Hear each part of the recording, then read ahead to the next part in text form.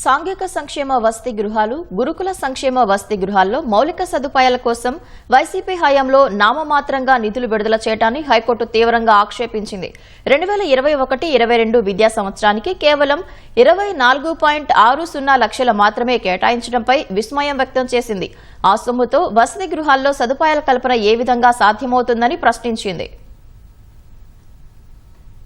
YCP ప్రభుత్వం సంక్షేమ hostels మౌలిక సదుపాయాల కల్పనకు తూతూ మంత్రంగా నిధులు కేటాయించడంపై హైకోర్టు అసంతృప్తి వ్యక్తం చేసింది.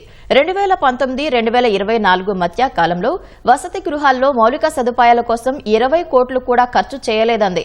2021-22కు పూర్వం ఆ తర్వాత నామమాత్రంగా నిధులు విడుదల చేశారని వ్యాఖ్యానించింది.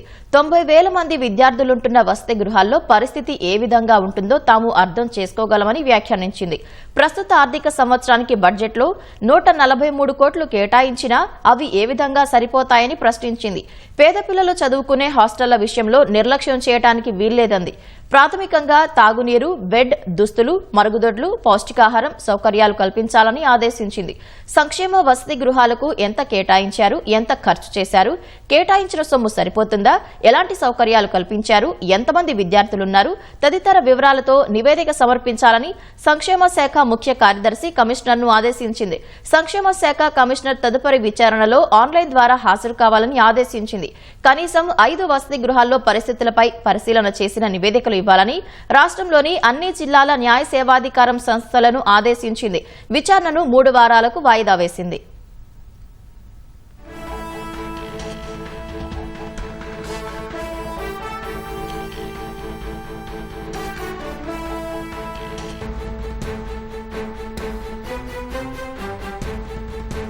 ప్రభుత్వ వసతి గృహాల్లో మౌలిక సదుపాయాల కొరతను ప్రశ్నిస్తూ కాకినాడకు చెందిన కేఏఎస్ గురుతేజ 2023లో హైకోర్టులో పిల్ దాఖలు చేశారు. బుధవారం జరిగిన విచారణలో పిటిషనర్ తరపున న్యాయవాది జి అరుణ్ శౌరి వాదనలు వినిపించారు. బాలల హక్కుల రక్షణ జాతీయ కమిషన్ ఇచ్చిన నివేదిక ప్రకారం వసతి గృహాల్లో కనీస మౌలిక సదుపాయాలు ఏర్పాటు చేయాల్సిన బాధ్యత ప్రభుత్వంపై ఉందన్నారు. మరుగుదొడ్లు లేక బాలికలు ఇబ్బందులు పడుతున్నారని, పరుపులు లేక నేలపై నిద్రిస్తున్నారన్నారు. విద్యార్థుల నిష్పత్తికి తగినన్ని మరుగుదొడ్లు, స్నానపు గదులు లేవన్నారు. ప్రభుత్వ ప్రత్యేక న్యాయవాది ఎస్ ప్రణతి వాదనలు వినిపించారు. సంక్షేమ హాస్టళ్ల నిర్వహణ విషయంలో నిధుల కేటాయింపును పెంచామన్నారు. మౌలిక సదుపాయాలు మెరుగుపరిచేందుకు చర్యలు తీసుకుంటున్నామన్నారు. 7 పిల్లలకు ఒక మరుగుదొడ్డి ఉండేలా ఏర్పాట్లు చేస్తున్నామన్నారు.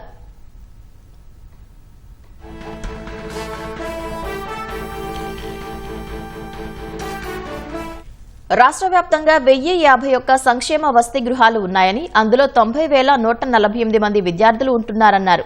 ప్రస్తుత ఆర్థిక సంవత్సరానికి ప్రభుత్వం 143 కోట్లు కేటాయించిందన్నారు. పూర్తి వివరాలతో నివేదిక సమర్పించాలని సంక్షేమ శాఖ ముఖ్య కార్యదర్శి కమిషనర్ను హైకోర్టు ఆదేశించింది. పూర్తి వివరాలతో కౌంటర్ వేయడానికి సమయం కావాలని వారు కోరారు. కోర్టు ముందు ఉంచిన వివరాలను పరిశీలించిన ధర్మాసనం వసతి గృహాల్లో ఉన్న పిల్లల కులాలను అధికారులు పేర్కొనడంపై ధర్మాసనం ఆక్షేపించింది.